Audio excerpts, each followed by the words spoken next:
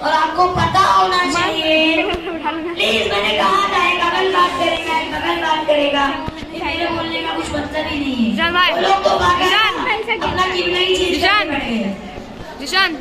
इधर और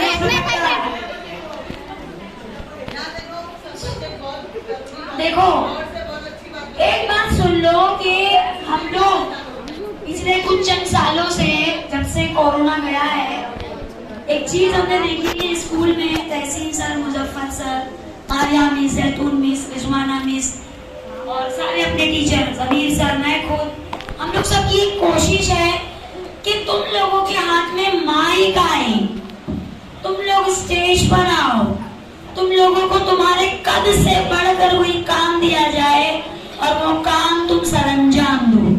तुम्हें पता है क्या इसकी वजह क्या है?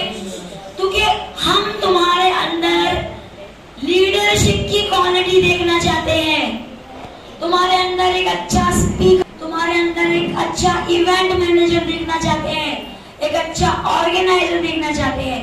तुमको पता है लोग लाखों रुपए खर्च करके एमबीए करते हैं, masters of business management and administration, लेकिन मुझे ऐसा लगता है कि एक क्लासरूम एमबीए यानी बिजनेस मैनेजमेंट और एडमिनिस्ट्रेशन की एक नर्सरी क्लास है।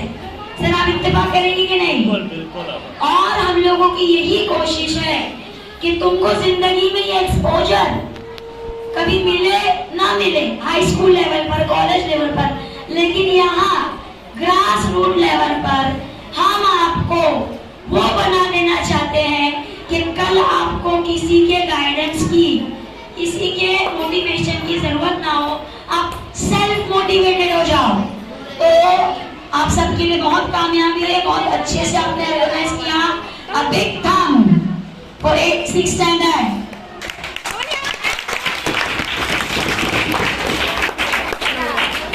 एक अच्छा गाइड अगर मिल जाए तो वो अपनी कौम को क्या से क्या बना सकता है।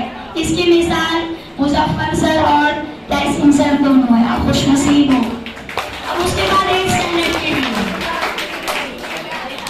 एपीजे अब्दुल कलाम ने कहा है, ख्वाब वो नहीं जो हमें नींद में आते हैं, ख्वाब तो वो होते हैं जो हमारी नींदों को ही दूर करते हैं, हमें सोने ही ना दे।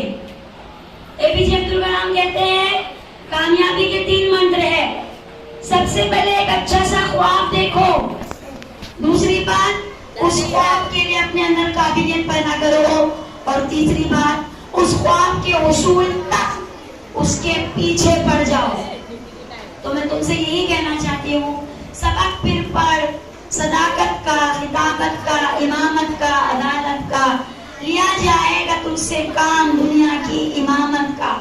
कल के सितारे तुम हो, कल दुनिया की इमामत, लीडरशिप तुम्हारे हाथ में है, और तुमको बताना है कि हम उन्हीं खोए हुए मुसलमानों की मीरास लेकर आगे बढ़े हैं जिन्होंने दुनिया को साइंस, टेक्नोलॉजी और तरक्कियात दी।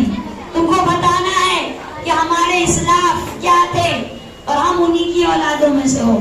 तो ये तुम सबका फर्ज है कि हम अपनी जिंदगी में जो नहीं कर सके वो तुमको करना है। जो टीचर होता है वो एक मील के पत्थर की तरह होता है, वो सड़क पर एक किनारे खड़ा रह जाता है, लेकिन वो हजारों मुसाफिरों को उसकी मंजिल का निशान देता है कि अभी तेरी मंजिल इतनी दूर है, अभी तुझे और कितना आगे जाना है। मेरे इन 2-4 अल्फाज को बहुत समझो, इनमें गहरी बातें हैं। इस पर मैं अपनी कदामत खत्म करती हूँ और सर के आगे माइक देती हूँ।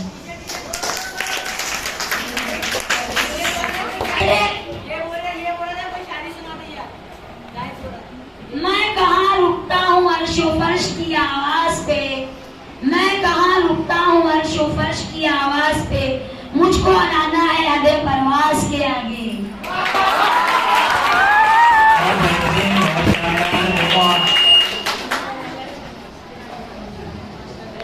रात भी हो चुके, तकरीरें भी हो चुके, गुलपोशी भी हो चुके। अब मैं 8वीं जमात की तरफ से एक हदिया मोहब्बत पेश करना चाहूंगी हसन जमात के टीचर्स के लिए। इसके लिए मैं अपनी साथियों को आवाज दूंगी कि वो आए और जशीन सर को तोहफा दें। जरूरत नहीं थी।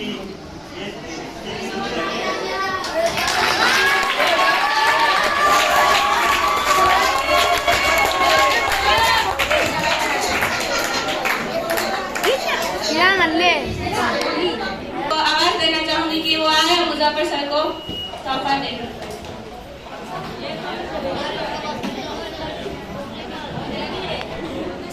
तेरा भाई